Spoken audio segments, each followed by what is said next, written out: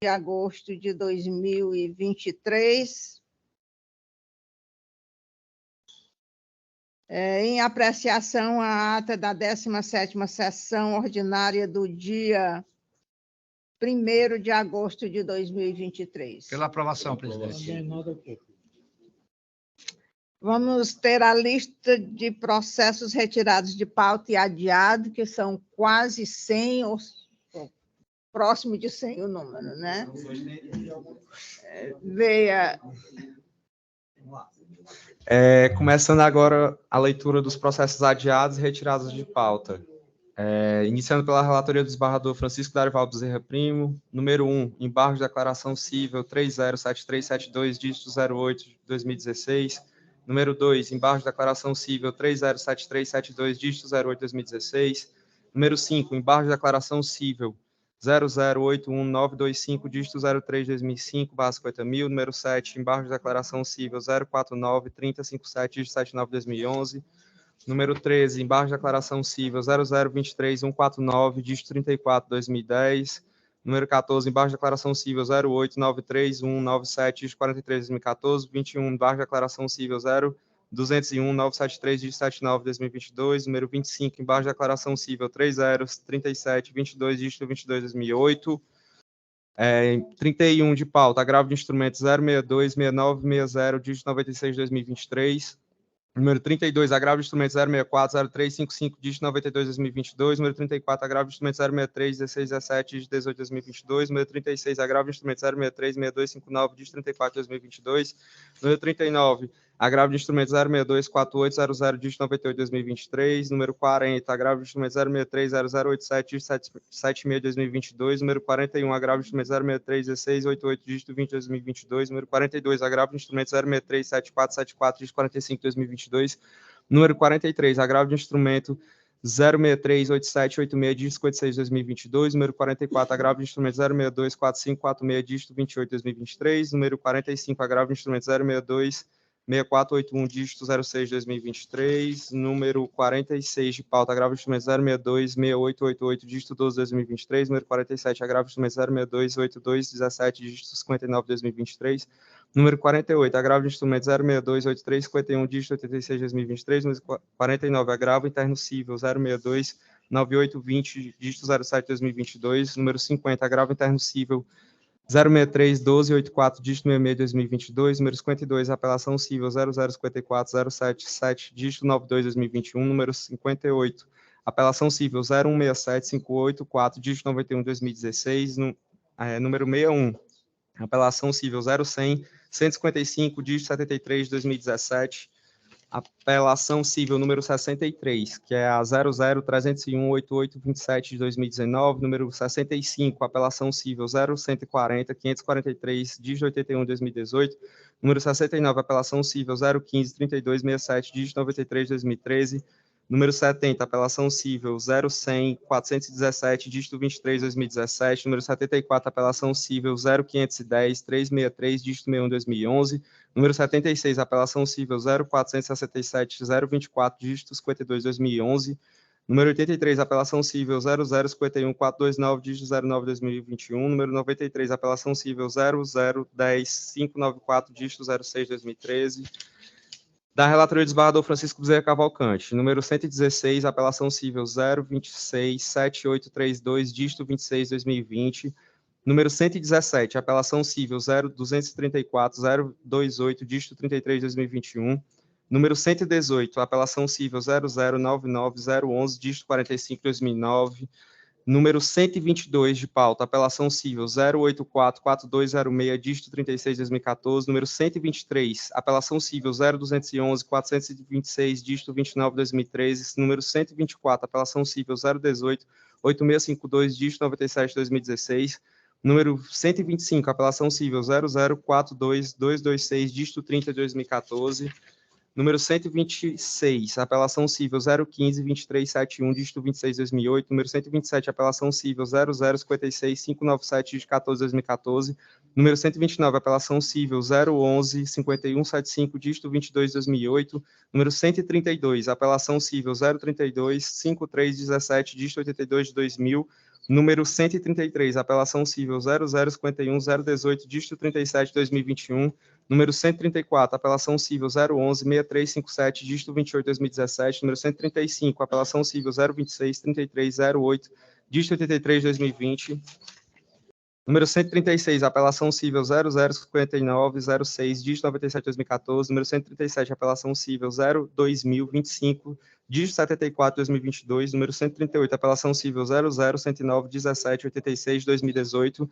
Número 139, apelação cível 309798, dígito 28, 2016. Número 140, apelação cível 0203-803, dígito 11, 2013.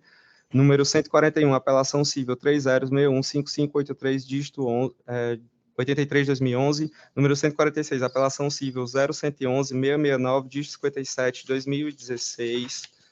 Número 147, apelação civil 0130-287, dígito 45, 2019. Número 150, apelação civil 0163-268, dígito 96, de 2018. Número 151, apelação civil 00504-96, dígito 54, 2021. Número 152, apelação civil 0134-700, dígito 72, 2017. Número 154, apelação civil 0028-360, dígito 91, de 2010. Número 168, apelação civil 00146-26, dígito 93, 2017. Número 170, apelação civil 0059-020, dígito 73, 2016. Número 171, apelação civil 0050579, dígito 03, 2021. Número 172, apelação civil 301555, dígito 08, 2019. Número 174, apelação civil 0018-119, dígito 14, 2017. Número 175, apelação civil 0130-968, dígito 25, 2013. Número 178, apelação civil 40791, dígito 76, 2017. Número 179, apelação civil 088-7731, dígito 68, 2014. Número 180 de pauta, apelação civil 011-6717, dígito 60, 2017. Retirados de pauta. Da relatoria do desembargador Francisco Darival Bezerra Prima, tem o 67, que é a apelação civil 051-6541, dígito 26, 2011. Da relatoria do desembargador Francisco Bezerra Cavalcante, conflito de competência 000-15696, dígito 74, 2023. 103, apelação civil 0401-690, dígito 08, 2010. 104, apelação civil 00-118-10, 2013. Número 106, apelação civil 022-4387, dígito 024-4387, dígito 21 de 2021. Número 119, apelação civil 0200-407, dígito 43 de 2022. Número 143, apelação civil 0217-234-34, dígito 20, de 2021. Número 148, apelação civil 0108-482, dígito 56 de 2007. Número 167, apelação civil 0222 659, dígito 76, 2020, 169, apelação civil 0076226, dígito 89, 2009. Número 176, apelação civil 0454319, dígito 22, 2011. Número 177, apelação civil 0194476, dígito 32, 2019. Número 183, apelação civil 0112781, dígito 56, 2019. Número 184, apelação, remessa necessária, 0202-460, dígito 67, 2022. E da relatoria do desembargador José Evandro Nogueira Lima Filho, tem o 262, que é agravo de instrumentos, 063-5045, dígito 08, 2022. Esses são os adiados retirados desta pauta.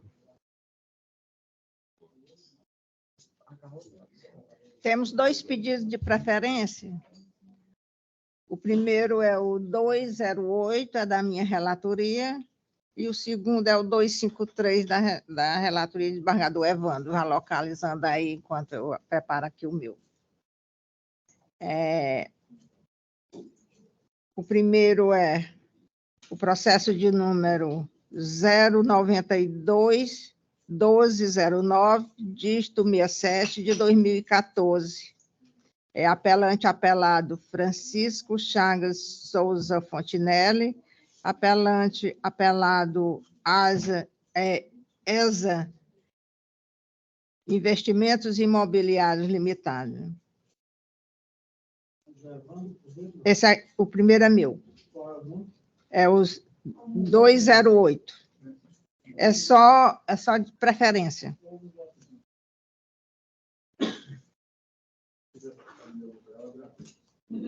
Ambas as partes requereram. É só uma preferência. A preferência é do Francisco Chagas. Parte autora. Né? O recurso foi conhecido e parcialmente provido. E eu vou dar aqui o resultado pelo dispositivo. A ementa é grande, o voto é muito grande, eu libero assim que terminar a sessão. Então, ante o exposto, pelos argumentos fartamente colididos, tudo mais que dos autos consta, conheço dos recursos para dar parcial provimento ao apelo da parte ré e dar parcial provimento ao apelo da parte autora, reformando a sentença para determinar que a requerida forneça ao autor, no prazo de 30 dias, todos os documentos necessários para a realização do financiamento do imóvel, sob pena de multa diária no valor de R$1.000, limitada a R$30.000. O prazo da requerida inicia-se após o autor apresentar em juízo a documentação atualizada, exigida pelo seu agente financiador. B, que a imobiliária se abstenha de vender, alugar ou realizar qualquer transação com o imóvel objeto do contrato celebrado entre as partes. C, que a requerida deixe de cobrar juros moratórios sobre o saldo devedor do imóvel de janeiro de 2013 até o financiamento efetivo o fornecimento efetivo dos documentos. D, que a imobiliária se abstenha de ou retire o nome do autor junto aos órgãos de proteção ao crédito. E, confirma a sentença ACO também quanto à nulidade das cláusulas 12.5.1 e a licitude da cláusula 12.1. É assim que voto. Embargador Evandro, confirmo o voto provisório. Inicio, senhora presidente, cumprimentando Vossa Excelência, os eminentes pares, o embargador Darival Bezerra Primo, embargador Francisco Bezerra Cavalcante, doutor Procurador de Justiça, João Eduardo Cortes, doutora Leila, advogadas e advogados aqui presentes. Senhora presidente, eu já lancei no sistema meu voto provisório e confirmo, acompanhando Vossa Excelência. Embargador Darival. Também ratifico o voto provisório e acompanho Vossa Excelência. Proclamando o resultado, por unanimidade, ambos os recursos foram conhecidos e parcialmente providos.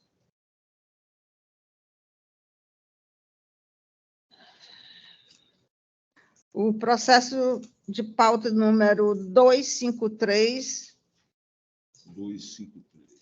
253 da relatoria do embargador José Evandro Nogueira Lima.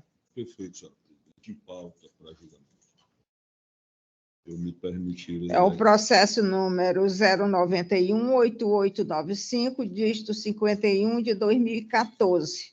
Embargante Golden Max, Empreendimentos Imobiliários Limitada, embargado Pitombeira, Sociedade Industrial de Advocacia. Advogado solicitante, Caio Carvalho Cantal. Com a palavra do embargador Evandro. Perfeito, senhor. O mais sucinto possível, né? Eu me cingirei só à caixa alta da ementa, da proposta de ementa, senhor. Embargo de declaração com efeito infringente, impugnação ao cumprimento de sentença, não provimento, interposição de apelação, acórdão que não conheceu do recurso. Decisão que desafia a interposição de agravo de instrumento em observância do artigo 1015, parágrafo 1 do CPC. Inaplicabilidade do princípio da fungibilidade. Erro grosseiro. Decisão colegiada desprovida de qualquer vício. Rediscussão da matéria. Do TJCE, aclaratórios conhecidos e não providos. É como o voto, senhora presidente. Desembargador Darival? Eu ratifico também o voto provisório e acompanho o eminente relator. Desembargador Bezerra? Também com o relator, presidente. Proclamando o resultado, o recurso foi conhecido e improvido. Agora tem o presencial. Presencial. Mas é sustentação, né? Qual é, doutor Marcelo?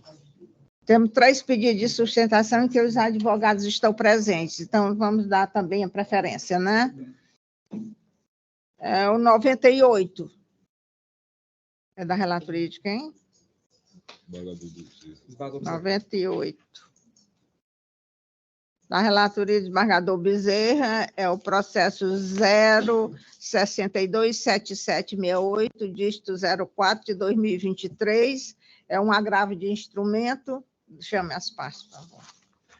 Cujas partes figuram agravante é o condomínio Blue Ocean Residence Service. Advogado solicitante, nesse caso, é o doutor Eugênio Duarte Vasques. E agravado Sérgio Alex da Silva Sá, cuja advogada solicitante foi a doutora Rosa Maria Felipe Araújo.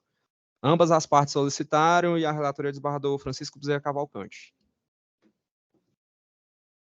Doutor, o senhor dispensa a leitura do relatório? Perfeitamente, excelência.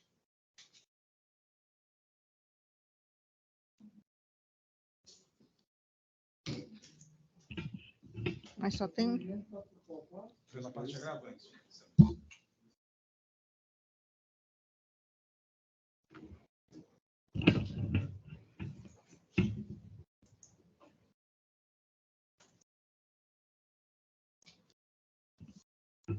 Posso começar, excelência? Pode dar início. Posso? Primeiramente, bom dia a todos. Bom dia, presidente. Desembargador relator, desembargador Bezerra, desembargador Darival, desembargador José Lopes. Obrigado pela atenção de todos. Desculpe, José Evandro, desculpe. Até me confundi ontem. Agradecer a atenção de me receber em vosso gabinete, a desembargadora Maria Livramento também, por me receber também, feito o atendimento virtual, e ao desembargador Bezerra, igualmente. Gostaria, primeiramente, somente de anunciar o objeto desse agravo. O agravo, ele trata de uma decisão do juiz de primeiro grau que ordenou a penhora de toda a conta integral do condomínio, ou seja, havia um cumprimento de sentença, um julgamento de uma ação de obrigação e de cobrança. Essa ação transitou em julgado, independentemente das matérias, nós estamos na via, né, muito curta do agravo, mas só por uma questão de fato, existe até a ação rescisória contra essa matéria.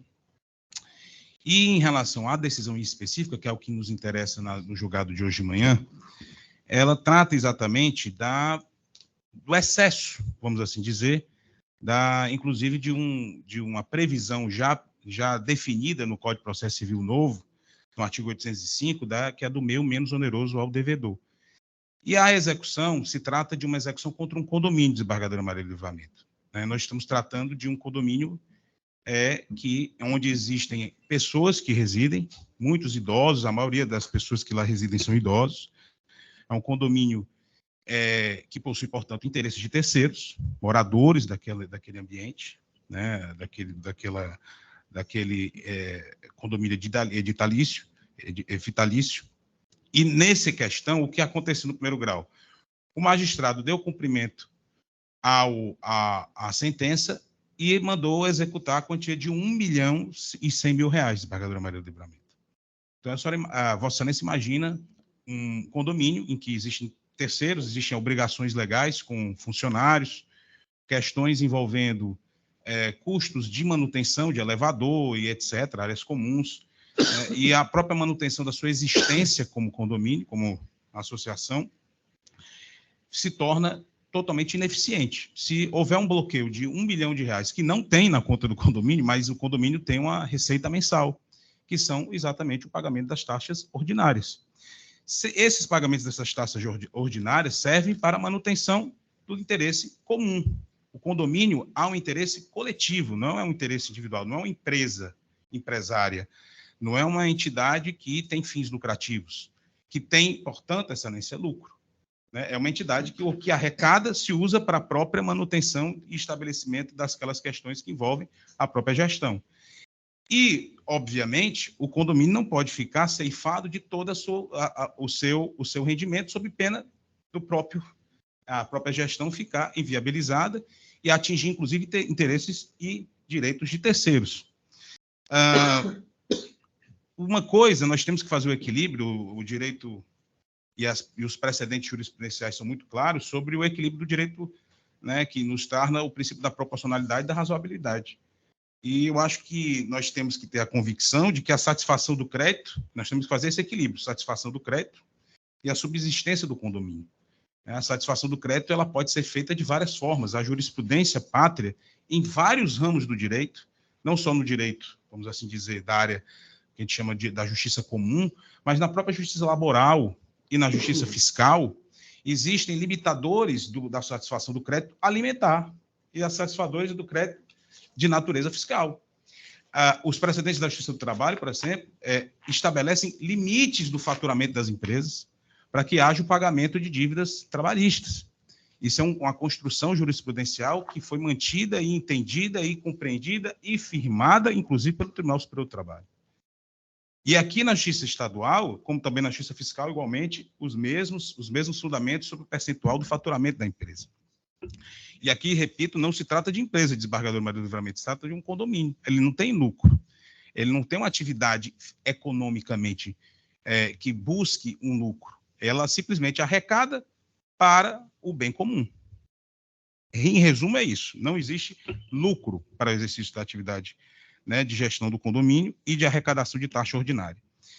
E, por fim, que não gostaria de tomar o tempo de Vossas Excelências, apenas para deixar muito claro que essa própria corte, esse Tribunal de Justiça, em várias oportunidades já se debateu com esse tema, já enfrentou esse tema, inclusive com precedentes do desembargador Durval, dessa Câmara, acompanhado de vários desembargadores dessa corte, até o próprio desembargador Bezerra.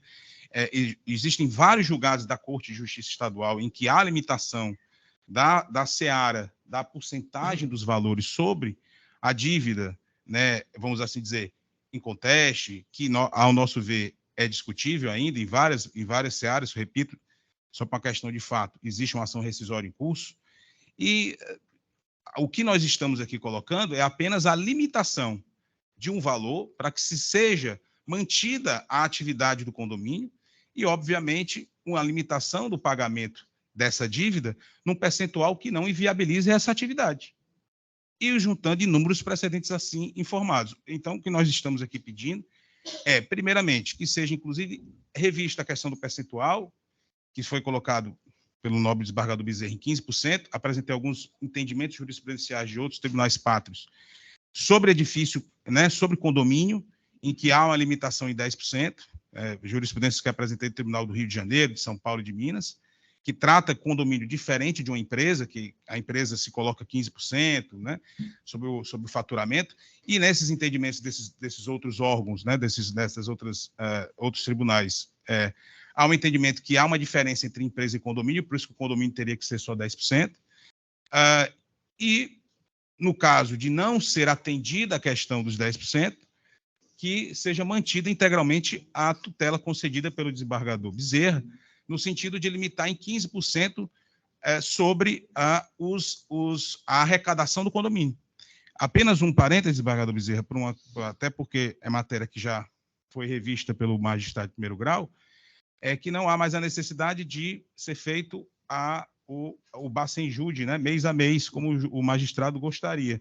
Ele próprio já entendeu que o correto seria o condomínio apresentar, como apresentou, inclusive, todas as suas despesas, faz parte integral do agravo, apresentou todas as suas despesas ao magistrado, e dessas despesas, desse valor de arrecadação, nós decotamos os 15% e fazemos o depósito diretamente na conta, né, na conta judicial. E o magistrado já aceitou essa modalidade, desembargador Bezerra. Então, já está sendo feito dessa forma. Inclusive, já foi feito durante 2 oportunidades pelo condomínio o depósito desses 15%. Já é o segundo mês que é feito esse depósito de 15%, que dá mais ou menos, só para que vocês entendam, algo em torno de 25, 23, 21 mil reais, fica nessa média, né, do valor que é a ser arrecadado para o pagamento do cumprimento de sentença.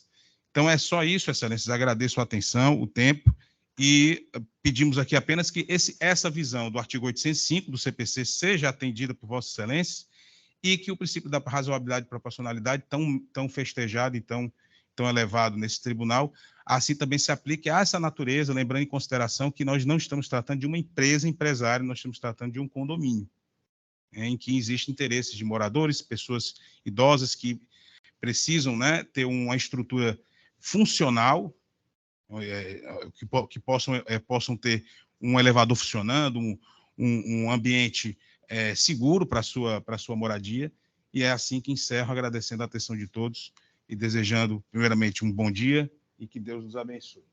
Um abraço. Deixa eu pegar para você, volta em você.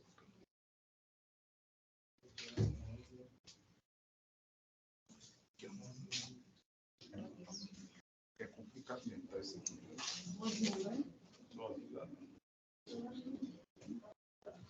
É isso que eu estou propondo aqui. Você tirou do salão do lado avesso.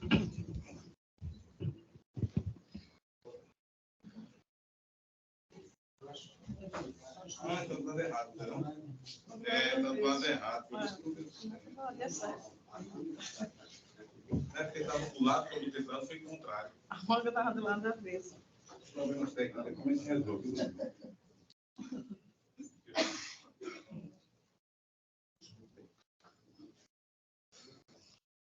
Com a palavra a doutora Rosa Maria Felipe Araújo. Bom dia a todos. Inicialmente, eu quero saudar a presidente da Câmara, né, doutora Maria do Livramento, do desembargador relator, doutor Francisco Bezerra, do desembargador Evandro Nogueira Lima, desembargador Darival Bezerra Primo, procurador de Justiça, doutor João Eduardo Cortez, doutor representante da Defensoria, colegas advogados aqui presentes e que nos estão assistindo ou participando de forma virtual, servidores, servidoras, senhoras e senhores. Na verdade, esse processo, ele é proveniente, né, no primeiro grau, de uma ação de reparação de danos, e já passou longos 13 anos tramitando. Inclusive, chegou em quase todas as esferas do Poder Judiciário. Chegou ao STJ, foi julgado em primeiro grau, parcialmente procedente para o meu cliente, que é o agravado, e confirmado por essa Câmara, com diversos recursos, chegando a ter recurso especial. E é importante que se diga que no RESP, considerado que esse recurso ele foi considerado protelatório, o próprio STJ de ofício aumentou em 3% os honorários advocatícios da sucumbência, e na fase de cumprimento de sentença, quando nós iniciamos, de acordo com a sentença, portanto, estamos tratando de um título executivo judicial, né? O agravante deixou passar todos os prazos, teve os primeiros 15 dias para cumprir, teve os próximos 15 dias para impugnar esse valor, não impugnou. Passado todo o tempo, né? É bom lembrar, o brocado latino, que o direito não socorre os que dormem. É isso que, infelizmente, o agravante vem tentando fazer. É protelar, de toda maneira, o cumprimento da decisão judicial e, portanto, do crédito que tem o agravado direito. É o segundo agravo de instrumento que chega aqui. Dia 25 foi julgado, porque, após tudo, o agravante entrou com essa ação de pré-executividade, que foi rejeitada pelo juiz de primeiro grau e confirmada a decisão aqui por esse nobre relator e essa Câmara por unanimidade.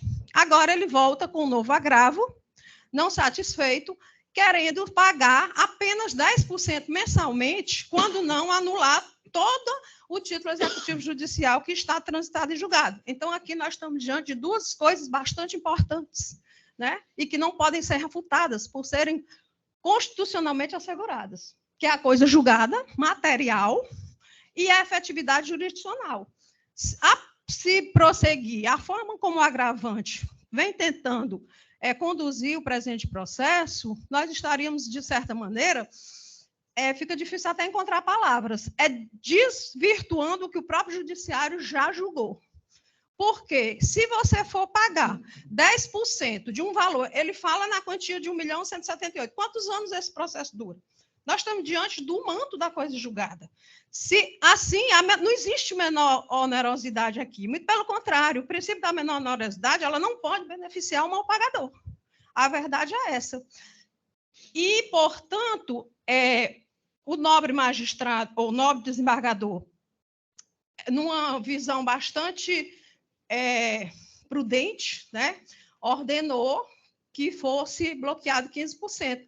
Mas, durante todo esse período, o agravante não trouxe nenhuma proposta de acordo. Até então, o que se observa é que, se não fosse a força do Poder Judiciário, nós estaríamos ainda sem ter nada de concreto de recebimento em relação a esse crédito. Essa é a realidade que eu trago à reflexão de Vossas Excelências. Porque, se for pagar 10% em cima do valor desse, quem está sendo punido é o agravado. Porque vai demorar quantos meses para pagar os 15%? Ele não diz que outros bens o condomínio tem. Tanto é que, lá no primeiro grau, eu pedi para prosseguir com a busca para os outros sistemas de justiça, porque, por enquanto, foi usado só o Cisbajude. Obviamente que não existe limitação para poder bloquear. Seria muito cômodo, né, esperar por todo o trâmite processual e agora, na fase de cumprimento de sentença, não traz uma proposta de acordo e quer pagar apenas 15%. Então, nas nossas contrarrazões, que eu trouxe cada um dos itens, apenas para sintetizar e já me encaminhar para o final, então, não existe menor onerosidade, porque ele sabia da existência da ação de conhecimento, tramita desde 2010. O condomínio poderia, por exemplo, ter instituído uma taxa extra. Ele alega que não pode bloquear todas as contas porque inviabilizam. O condomínio não pode ser equiparado à empresa, né? O condomínio é ente despersonalizado, não é pessoa jurídica, não tem fins de lucratividade e os condomínios devem ratear as despesas. É um condomínio em área nobre, e condomínio, inclusive, que é estilo a parte hotel, que tem realmente receitas comerciais desse tipo de locação que esse condomínio exerce. E dizer que não pode bloquear todos os bens por ferir gradação legal não há fundamento legal para a quebra de ordem de preferência. Ainda que se houvesse, ele não apresenta outros bens, ele não apresenta uma maneira mais efetiva de concretizar esse crédito. E não existe previsão legal para bloquear só 10%, em lugar nenhum. Muito pelo contrário, os precedentes do STJ no sentido de que o princípio da menor onerosidade ele não pode estar a favor do mal pagador, né? E nem possibilitar o juiz de tomar medidas executivas e coercitivas para que esse crédito seja garantido, né?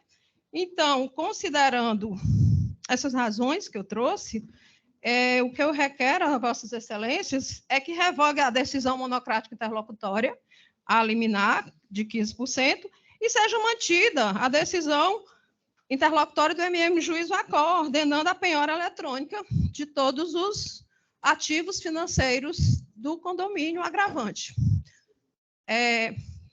Bom dia e obrigada. Obrigada. Devolvo a palavra ao desembargador Bezerra. Pois não, presidente, eu inicio renovando meus cumprimentos a Vossa Excelência, aos colegas Darival e Evandro, doutora defensora pública, doutor Cortez, aos dois advogados que fizeram a sustentação, por sinal muito boas as sustentações, cada qual dentro da sua visão, para o julgamento. Cumprimento também os servidores, os advogados presentes, enfim, a todos. Presidente, essa matéria é uma matéria recorrente. O Superior Tribunal já decidiu essa matéria. Essa quarta Câmara também já decidiu essa matéria, Darival. né? De fato, há a possibilidade de se bloquear quantias envolvendo verbas condominiais para pagar dívida de natureza judicial, no meu caso. A dívida aqui, Darival, inicialmente era montada em R$ 1.173.201. É uma dívida alta para um condomínio. Essa dívida tem que ser paga porque, infelizmente, é dívida de natureza judicial, é penhora de valores, né? Se nós bloquearmos todo o valor, todos os valores cobrados, o condomínio para, porque se sabe que condomínio vive das taxas condominiais, muito embora diga, tenha dito a doutora há pouco tempo, de que se trata de um condomínio, a parte hotel, né, em que há outras rendas, mas essas outras rendas eu não sei se vai para o condomínio, porque parece-me que a parte hotel é alugado, mas essa verba do aluguel não vai para o condomínio, vai para o dono, o proprietário daquele imóvel, né? É certo que o condomínio deve ter alguma taxa, né, pertinente a esse aluguel, né? Inicialmente eu tinha colocado 15%, desembargadora do Livramento, né, discordando da decisão do juízo, que mandou bloquear tudo. Eu acho que isso é impossível, até porque o STJ manda se bloquear até 30% da igual, tá certo?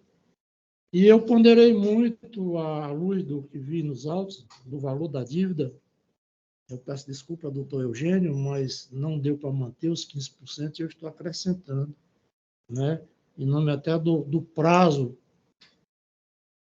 dado ao condomínio para cumprir essa obrigação, né, que deve ser o mínimo possível, desembargador Darival, eu estou aumentando para 30%.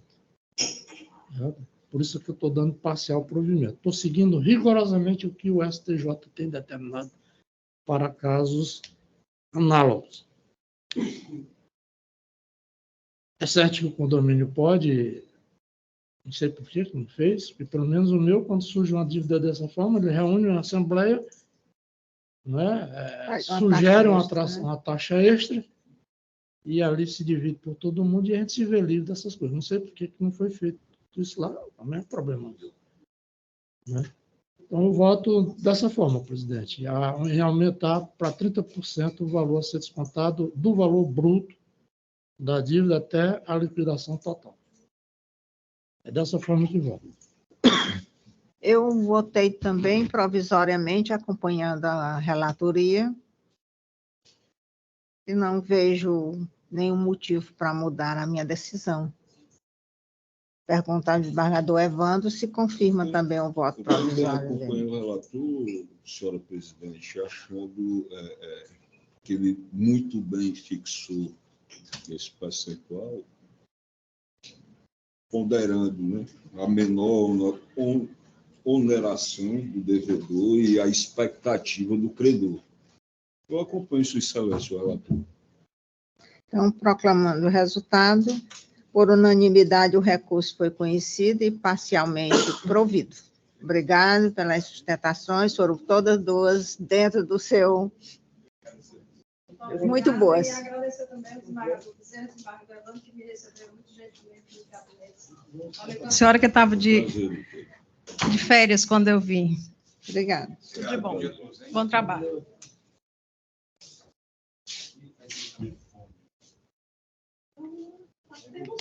Dando continuidade, é da relatoria do desembargador Evandro, é o 288, desembargador.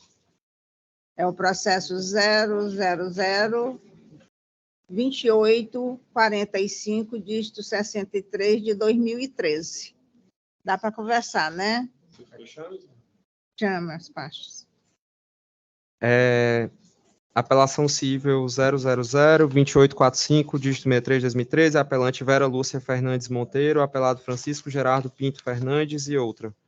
Advogado solicitante, doutor Elano Aguiar Correia Mota, representando a parte apelada, e o relator, desembargador José Evandro Nogueira Lima Filho. Doutor Evandro? Quem foi o... Quem é o Doutor, o Elano. nome do advogado? Elano. Elano Aguiar. Doutor Elano, bom dia. Eu creio que é dispensável a sustentação de Vossa Excelência. Eu estou mantendo a sustentação. Certo, Excelência. Então, nesse caso, Senhor também dispensa? dispenso, eu queria só cumprimentá-los, certo? Cumprimentar aqui, excelentíssimos senhores desembargadores, desembargadora Livramento, desembargador Francisco Bezerra Cavalcante, desembargador Francisco Darival Bezerra Primo, desembargador José Evandro Nogueira Lima Filho. Doutor, às vezes a gente comete um equívoco que esquece até o nome da defensora pública, excelentíssima senhora doutora Leila, né? E o doutor Cortez, que está por videoconferência, e fico acompanhando o voto de Vossa Excelência. Perfeito. E agradeço a atenção. Senhora presidente, doutor, vou me permitir ler apenas a emenda que resume perfeitamente todo o teor do voto. Direito civil e processo civil, Aí eu não apelação vejo o voto, civil, né? ação de uso campeão extraordinária, requisitos do artigo 1238 do Código Civil, posse mansa e pacífica desde 1979, reconhecida a prescrição aquisitiva, provado o animus domini, sentença mantida por seus próprios fundamentos fáticos e jurídicos. É como o voto, senhora presidente. Desembargador Darival? Muito didático o voto dele, né? Voto muito didático e autoexplicativo. Eu também acompanho Sua Excelência, mantendo o meu voto provisório. Desembargador Bezerra Também, mantém o presidente, voto confirmo provisório. meu voto com o senhor relator. Então, proclamando o resultado, o recurso foi conhecido e improvido. Obrigada, doutor. Bem, obrigado e faço só o registro também de felicitações pela semana que nós estamos, que é o dia em que se comemora o dia do advogado, na próxima sexta-feira, e também dia do magistrado, né, o dia que remonta à criação dos cursos de direito no Brasil. E faço só esse registro e agradeço a atenção de Vossa Excelência.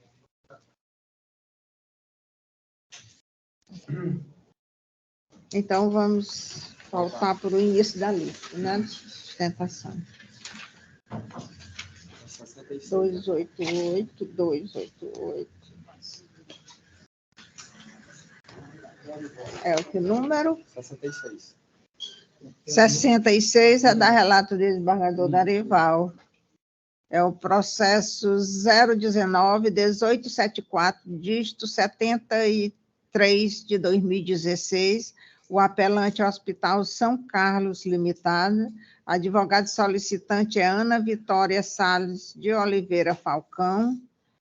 O apelada é Karine Estudas Barbosa. Advogada Maria Antonieta da Frota.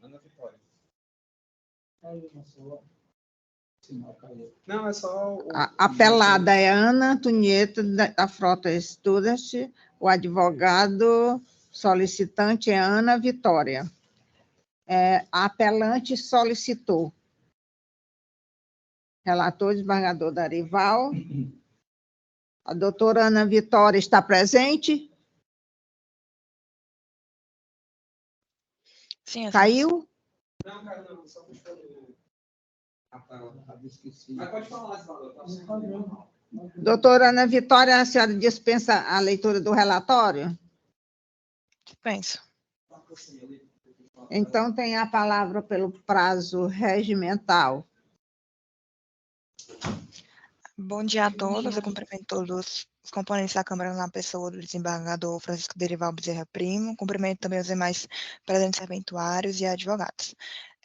O feito aqui na origem, ele trata de ação de cobrança movida pelo Hospital São Carlos em razão de um débito no importe de R$ 1.090,26 relativo ao valor pago a menor de procedimento cirúrgico de lipoaspiração. Em síntese, a senhora Karine Estudas, ela firmou um contrato de prestação de serviço médico hospitalar com o hospital recorrente para a realização de procedimento referente à lipoaspiração, tendo a senhora Maria Antonieta atuado como sua responsável financeira. Em razão disso, A recorrente ela se comprometeu em prestar o serviço hospitalar em caráter particular no âmbito das suas instalações, utilizando os equipamentos existentes e disponíveis para o caso. E findada a internação, a paciente ela foi devidamente liberada pela equipe médica. Foi realizado o procedimento administrativo, que é a emissão da conta da paciente, e foi feito o pagamento parcial do débito, restando um saldo devedor em aberto. Em caso o valor em aberto, ele foi acrescentado à quantia já paga em decorrência de intercorrências que ocorreram dentro do procedimento cirúrgico. E que, desse modo, não é admissível e nem razoável que, após a alta da paciente, o hospital ele suporte os prejuízos financeiros decorrentes do tratamento particular e livremente contratado. Ressalta-se que, ao firmar o referido termo de responsabilidade, a paciente, assim como a sua responsável financeira, ele assumiu a responsabilidade pelas despesas hospitalares em caráter particular, e o que alega, que legitima a cobrança. E, além da conta hospitalar, foram acostados nos autos do prontuário da paciente, onde consta registrado todos os serviços prestados, e o contrato de prestação de serviço, onde tem nessas cláusulas 1ª, 3ª e 5ª, que as contratantes elas se obrigam ao pagamento de todos os serviços prescritos pelo médico na ocasião do atendimento. Então, as contratantes do serviço, elas se obrigaram em caráter particular, conforme o contrato assinado nas folhas 11 e 17, e o serviço foi efetivamente prestado pelo hospital, e elas tiveram a ciência de todas as intercorrências, como consta no próprio prontuário, que está às folhas 70 a 93 dos autos. Diante disso, a gente considera legítima a cobrança e considera que foi comprovado a responsabilidade das réis ao pagamento, razão pela qual a gente pugna pelo provimento do presente recurso para a reforma da sentença, julgando procedentes pedidos autorais. Em tempo, eu agradeço a apresentação e encerro a sustentação. Devolvo a palavra ao desembargador Darival. Muito obrigado, senhora presidente. Saúdo agora, efusivamente, Vossa Excelência. Saúdo calorosamente o desembargador Bezerra, o desembargador Evandro, o doutor Eduardo Cortez e a doutora Leila, assim como o doutor Marcel. Parabenizo a doutora Ana Vitória pela sua sustentação oral, e que é um prazer, uma honra muito grande tê-la aqui fazendo essa sustentação. Mas, entretanto, senhora presidente, bem eminentes pares, o voto foi disponibilizado e é um assunto que eu acho, em matéria de direito, muito simples, que é aquela história de dicere, non probare, non dicere. Né? Alegare et non probare, não alegare. Né? Então, eu vou ler só o frontispício, como diz o desembargador Evandro, da proposta de emenda, porque eu acho que está bem esclarecedora. Apelação processual civil e do consumidor, ação de cobrança, sentença de improcedência, contrato de prestação de serviços médicos e hospitalares, cobranças de valores supostamente remanescentes, documentação insuficiente para demonstrar a existência da dívida, parte autora que não comprovou minimamente os fatos constitutivos do seu direito, artigo 373, inciso 1º do Código de Processo Civil, ausência de acervo probatório que corrobore com a tese autoral. Então, eu estou conhecendo do recurso, excelências, mas o desprovendo. Desembargador Bezerra. O relator, presidente. Desembargador Darival, recentemente nós tivemos um processo muito parecido com esse da minha relatoria. Não basta só prestar o serviço, né? Tem que se apresentar a documentação, como foi a negociação, né? Eu também acompanhei o voto de Vossa Excelência e proclamo o resultado. O recurso foi conhecido e desprovido. Obrigada, doutora Ana Vitória, pela sustentação.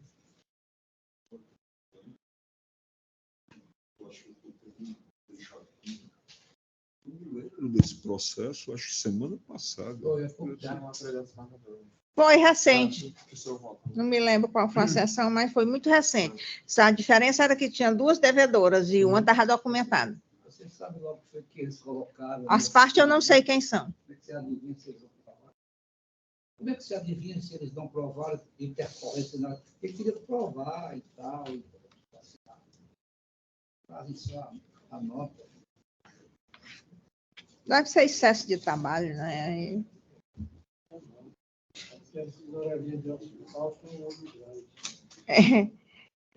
Agora vamos para o número 96, é um agravo de instrumentos 062-8671, dígito 73 de 2022. É de Fortaleza. O relator desembargador Francisco Bezerra Cavalcante, a agravante é GRA, o advogado e solicitante é Murilo Figueiredo Oliveira Gonçalves, e o agravado é ACRP. O agravante solicitou. Quer que eu chame o doutor, que ele não se manifestou aqui, não. Chame, por favor.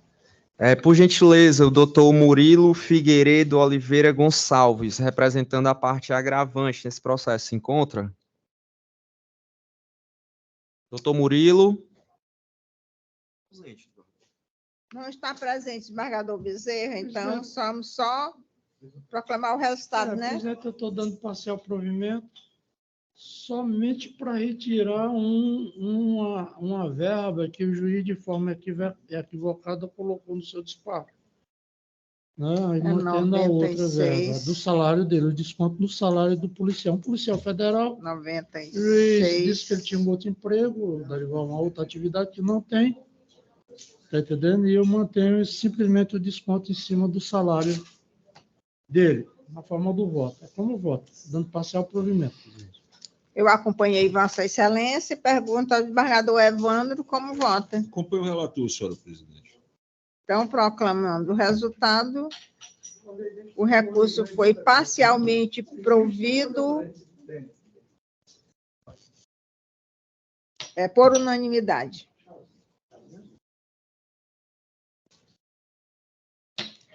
O 98 já foi, agora o 105 da relatoria do desembargador Bezerra Cavalcante. Chama, por favor.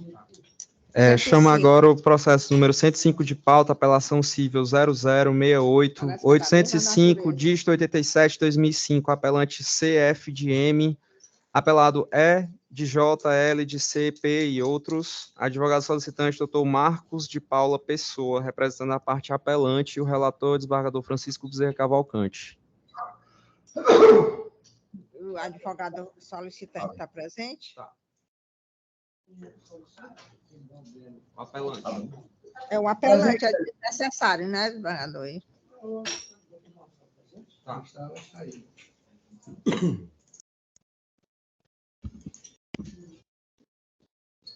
Presidente, ele dispensou a leitura do relatório?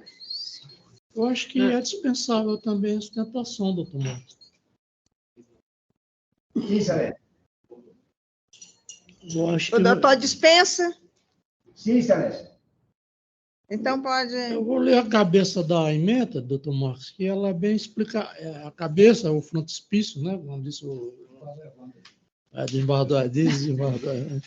A emenda processual civil, ação de reconhecimento de dissolução de união estável, herdeiros que já foram citados e apresentaram contestação, descabimento de aplicação do artigo 76, parágrafo 1º, 1, combinado com o artigo 485.3 e 4 do Código de Processo Civil. Princípio da primazia do mérito, artigo 4º e 5º do CPC. Sentença reformada.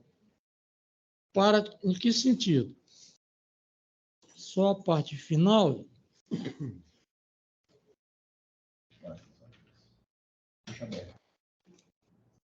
reformando a sentença que julgou extinta a ação e determinar o regular processamento do feito.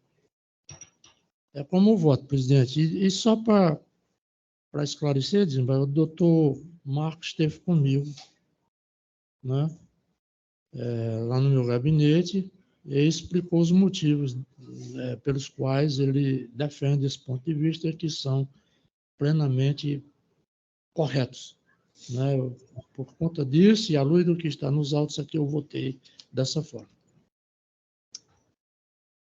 Já voto provisório, eu confirmo o meu e pergunto ao desembargador Evandro se confirmam o voto provisório dele. Pois não, senhor presidente, eu aproveito para saudar calorosamente o doutor Marcos de Paula Pessoa. Eu ratifico meu voto provisório e acompanho o eminente relator em todos os termos da proposta de voto, senhor. Por unanimidade, o recurso foi conhecido e provido. Senhora presidente, eu queria só mandar um abraço para o doutor Marcos de Paula Pessoa e dizer a ele, deve um abraço maior ainda para a minha eterna referência na magistratura, que é a doutora Aldélia de Paula Pessoa, a quem eu sucedi lá na primeira vara do júri com muita honra. Me sentei naquela cadeira dizendo que estava me sentando numa cadeira muito honrada, do que me serve muito de orgulho. Dei um abraço bem grande na grande magistrada e pessoa humana, doutora Aldélia. Senhora desembargadora presidente, eu peço vênia só para saudar a Vossa Excelência e saudar a todos os desembargadores, ao membro do Ministério Público, ao membro da Defensoria Pública, ao senhor secretário dessa colenda Câmara e aos colegas advogados, e, em especial, pedir mais uma vez vênia para fazer uma saudação especial ao desembargador Evandro Nogueira Lima, porque é a primeira vez que estou como desembargador, ele como desembargador. Então, quero dizer que a advocacia se regozija com Vossa Excelência nessa corte. E me atrevo a falar em nome da advocacia, porque sou advogado militante há 40 anos. Então, agradeço ao tribunal a ter brindado a todos nós com a presença de Vossa Excelência nessa corte. Agradeço demais ao desembargador Darival, a fidalguia, a cortesia, a amizade para com a senhora minha mãe. Ele sempre faz essa saudação e menção ao nome dela, e ela tem a mesma estima por ele. É recíproca, com certeza. Desembargador Bezerra, muito obrigado pela forma objetiva do voto, não é? Voto sempre judicioso, criterioso. Então, eu agradeço a Vossas Excelências e me retiro, peço vênia para me retirar da sessão. Obrigada, doutor. Senhora presidente, saiu. Ele saiu. Pois não. Sempre muito gentil, né? Saiu.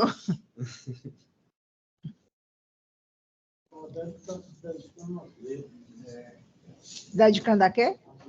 Grande magistrada.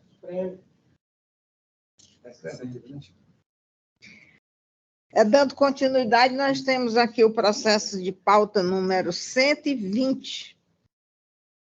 É uma apelação civil 0051-000, dígito 68 de 2021. É também da relatoria do desembargador Francisco Bezerra Cavalcante. Tem como apelante apelado Banco Itaú Consignado, advogado solicitante Ana Beatriz, e apelante apelado Raimunda Alves de Carvalho. Desembargador Bezerra, a advogada Ana Beatriz está presente? Estou presente, estão conseguindo me ouvir? Doutora, dispensa a leitura do relatório. Doutora? Ana Beatriz? Itaú, é? Desembargador Bezerra? Presidente, ela vai fazer ostentação, né? Vai fazer. Sim, vou fazer. Com a palavra a doutora Ana Beatriz, pelo prazo regimental. Bom dia a todos, ilustres desembargadores, a nobre representante da Defensoria Pública, aos meus colegas advogados e aos servidores da Justiça presentes. Trata-se de uma ação de indenização por danos materiais, em que a parte autora ela alega ter sofrido prejuízos decorrentes da permanência de protesto em seu nome, de forma indevida, e assim ela requereu... Com licença, só um segundo, é o processo final, é o processo 0114754, dígito 51, correto? Ah, não, é da apelante Raimunda, não é isso? Sim. Ah, perdão. Só um segundo.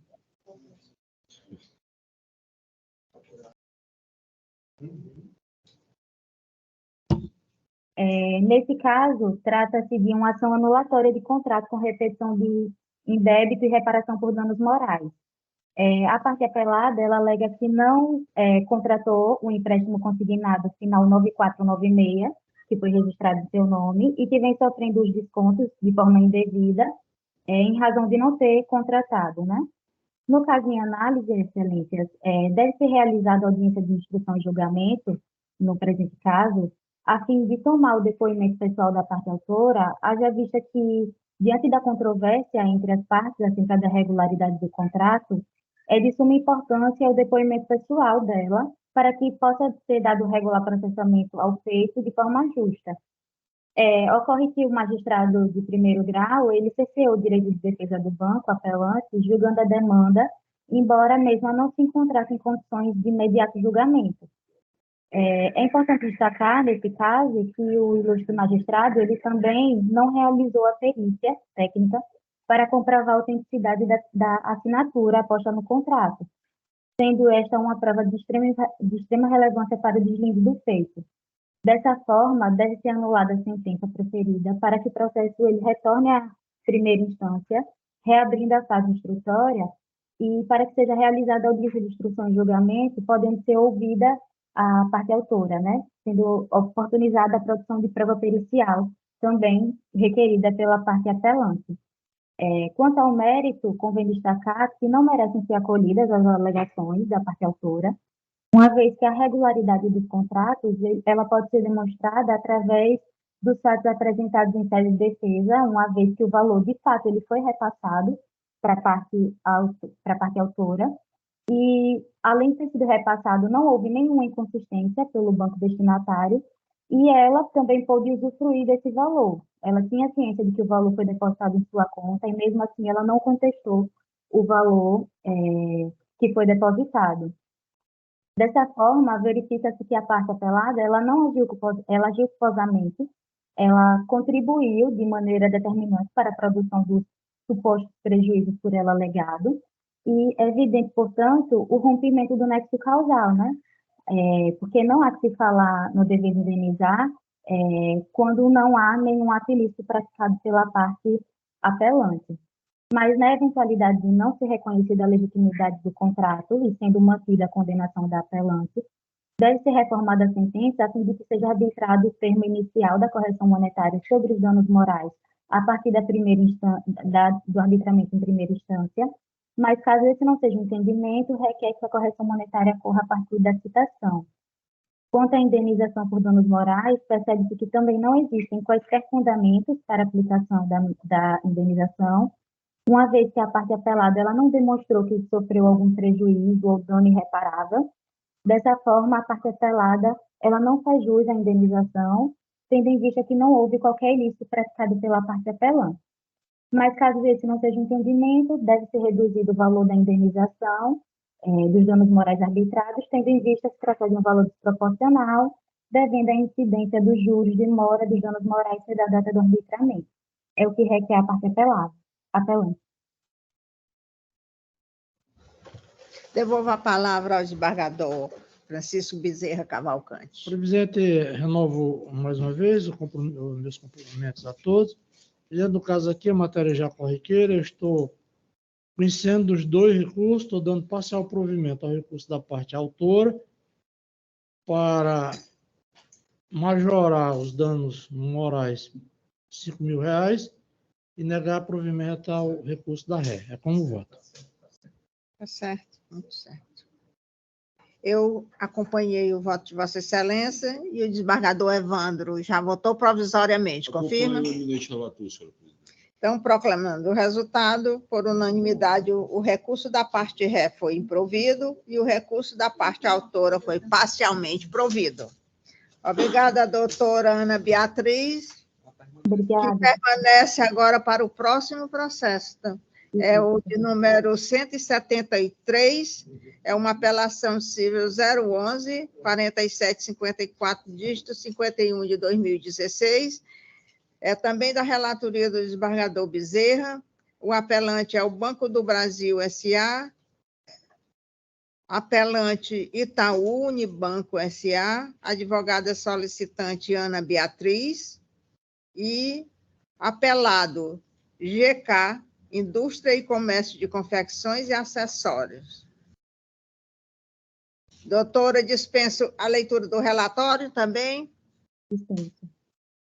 Desembargador. Então, tem a palavra pelo Obrigada. prazo regimental. Esse caso, sim, ele trata de uma indenização por danos materiais, em que a parte autora ela alega ter sofrido prejuízos decorrentes do protesto em seu nome de forma indevida. E, por isso, ela requereu a condenação do banco ao pagamento de indenização a título de danos materiais. Ocorre que o banco apelante ele não pode ser responsabilizado nesse caso, uma vez que ele atuou como mero mandatário da cobrança. De forma mais clara, o Athena Banco Fomento Mercantil, sendo cliente do Itaú, ele enviou o título a ser cobrado pelo Itaú, apenas autorizando que fosse realizada a cobrança após o vencimento do débito, conforme ficou estabelecido entre eles em contrato de prestação de serviço de cobrança. Convém destacar que, no caso, não ocorreu a transferência da titularidade do crédito, ou seja, o titular do crédito ele continua sendo o Banco Athena. Logo, apenas ele, que é o cedente, detém o título ou documento da dívida, sendo o único habilitado para fornecer a carta de anuência ao devedor para que ele pudesse ir ao tabelionato solicitar o cancelamento do protesto. Também é importante frisar que a parte autora ela nunca procurou o recorrente para questionar o protesto. Além disso, o recorrente ele não foi informado pelo Banco Athena acerca do pagamento da dívida. Assim, diante do não pagamento do débito pela parte autora, o recorrente ele prosseguiu com a apresentação do título para protesto.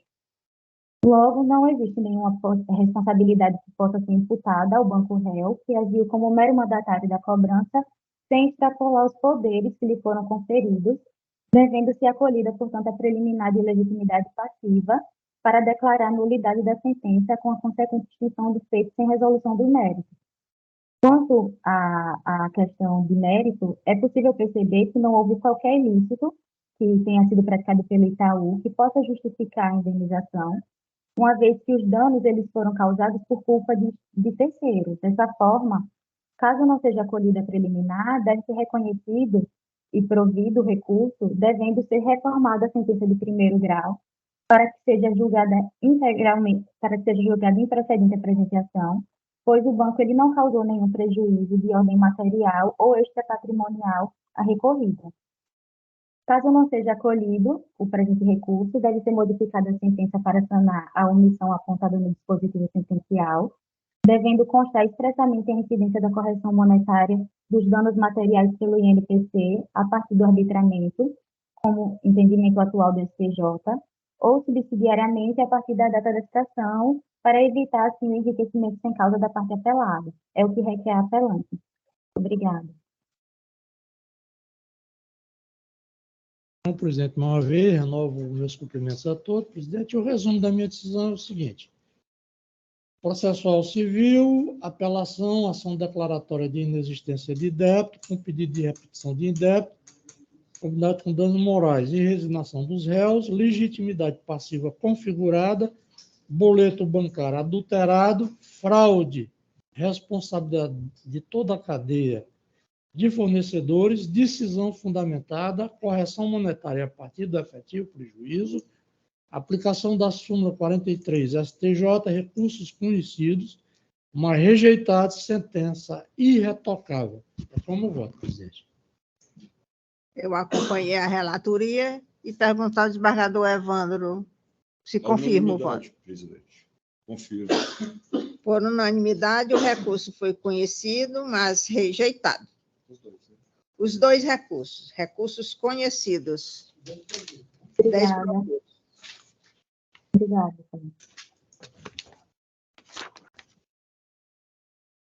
O próximo é o 207, pauta. É o processo 023-8098, dígito 59 de 2022.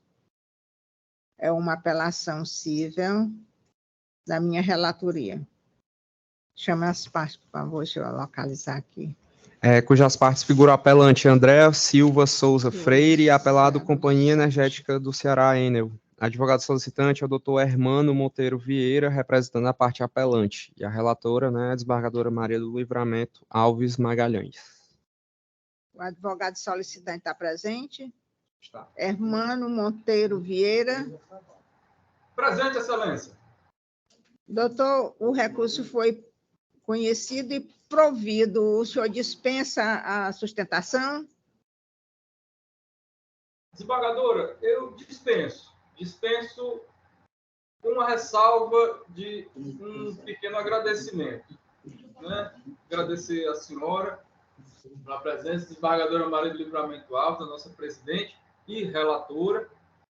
Na oportunidade também, vou saudar aqui o desembargador Durval Aires Filho, desembargador Francisco Darival, desembargador Francisco Bezerra, desembargador José Evandro, membro do Ministério Público, doutor João Eduardo Cortez, membro da Defensoria Pública, a doutora Leila Maria, todos os servidores presentes, e aí vou saudar oportunamente na pessoa do doutor Marcel Benevides, nosso secretário da 4ª Câmara, e agradeço oportunamente a esta Câmara, né, pela recepção de sempre, e na pessoa da advogada que me antecedeu, eu também vou saudar os meus colegas advogados que antecederam aqui nas sustentações orais, e mais uma vez agradeço a resposta célere desse recurso, inclusive, desembargadora. Obrigado. É a apelação, ação de declaração de inexistência de débito com pedido de indenização por danos morais. Negativação indevida do nome da autora nos órgãos de proteção ao crédito. Sentença de procedência e resignação autoral. Dano moral em ré ipso. Majoração do quanto indenizatório. Responsabilidade contratual. Juros moratórios aplicados a partir da citação. Honorários sucumbenciais. Impossibilidade de aplicação do critério de equidade. Recurso conhecido e provido. Perguntar ao desembargador Evandro como vota. Relatoria, senhora presidente. E o desembargador Darival, confirma. Também acompanho Vossa Excelência. Então, proclamando o resultado, o recurso foi conhecido e provido. Obrigada, doutor Hermano Monteiro. Obrigado, desembargador. Bom dia a todos. Bom trabalho. Bom dia. 242.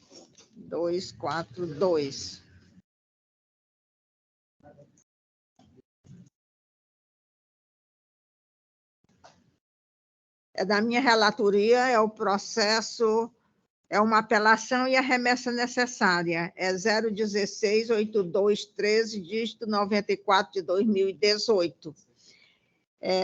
Apelante, o remetente é o juiz de direito da 14ª Vara Civil da Fazenda Pública da Comarca de Fortaleza, e o apelante é o presidente do Instituto Centro de Ensino Tecnológico. O apelado é Francisco Wesley Pedrosa, advogado solicitante Carolina Peixoto Teixeira, é da minha relatoria. Doutora Caroline está presente?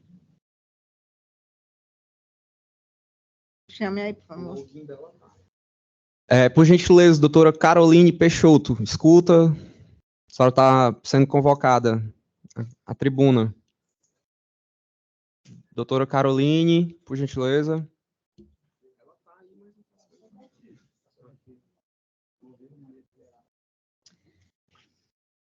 Se ela não responde, então vou proclamar aqui o resultado. Pronto, ela falou aqui, ó, oi. Chat. Conexão. Está com problema de conexão? Morreu.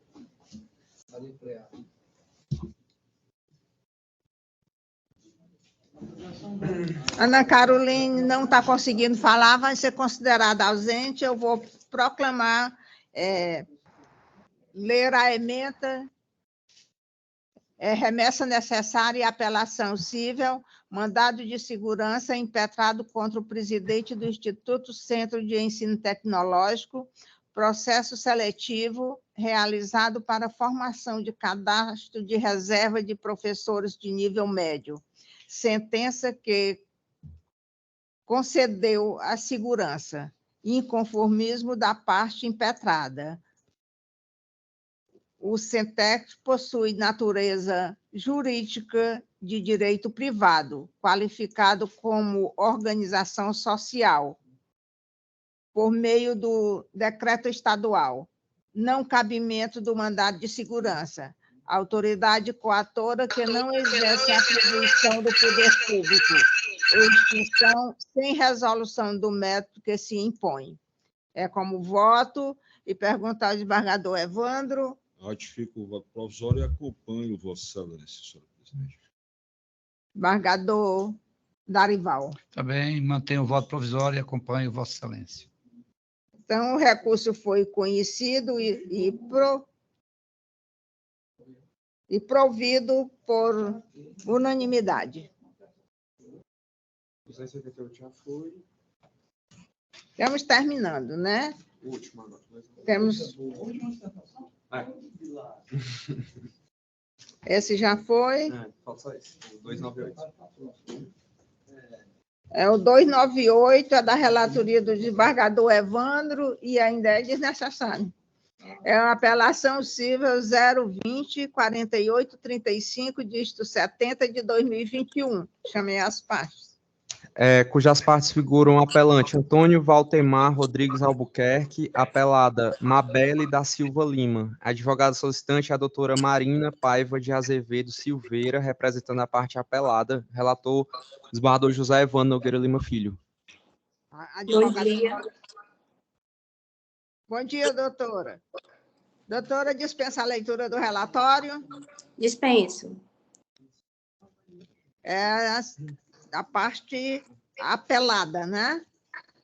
Doutor, o recurso foi improvido. A senhora dispensa também a sustentação? Dispensa, excelência.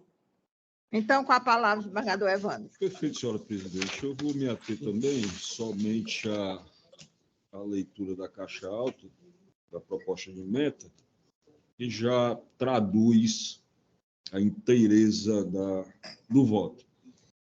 Apelação cível, ação de indenização, acidente de trânsito, avanço de preferencial, inobservância dos artigos 34 e 44 do Código de Trânsito Brasileiro, incontrovérsia culpa do promovido pela ocorrência do evento, responsabilidade civil, perda total do veículo, dano material, comprovação, recurso conhecido e não provido.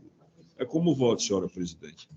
Desembargador Darival, acompanha o voto? Claro, excelência. Eu mantenho o voto provisório, ratifico o voto provisório e acompanho.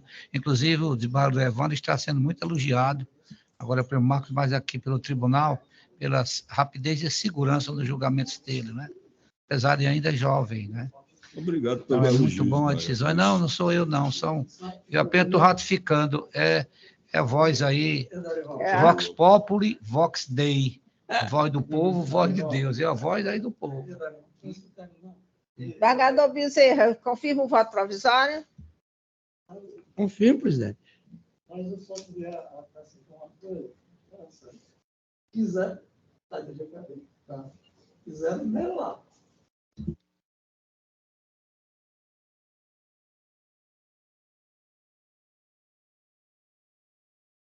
Proclamar o julgamento. O recurso foi conhecido e provido. Obrigada, doutora Marina Paiva de Azevedo Silveira. Obrigada a todos. Bom dia. Agora, acontece que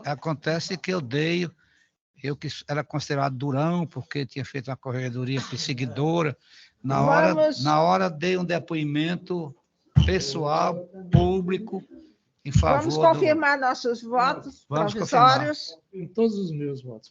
Eu também confirmo todos os meus votos. Eu também confirmo todos os meus votos provisórios.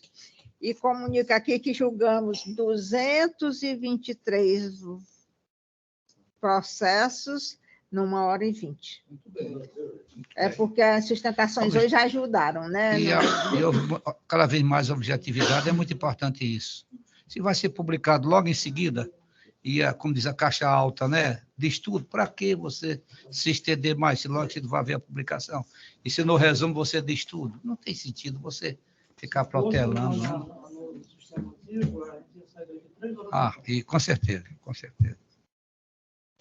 E a próxima semana nós não teremos sessão, feriado, né?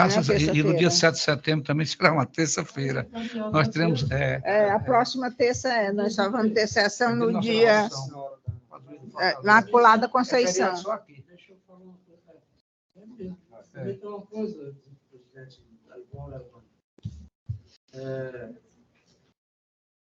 eu tenho 11 dias de férias dentro.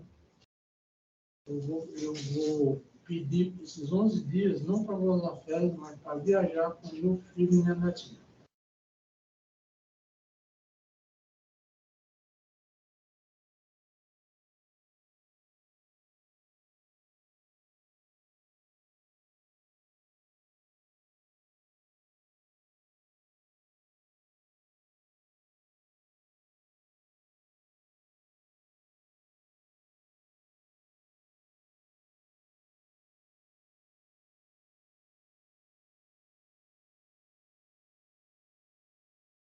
Nessa sessão, muito essa vai ser longérrima.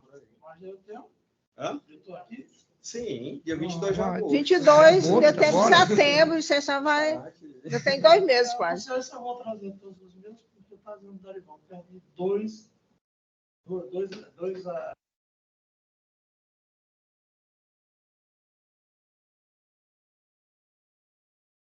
Para o doutor Eduardo Cortez, naquele dia, um dia desse, ele falou aqui sobre o doutor Humberto Macário. Eu quero dizer que fizeram uma homenagem lá no Crato a ele, e eu mandei uma mensagem por ocasião dessa homenagem.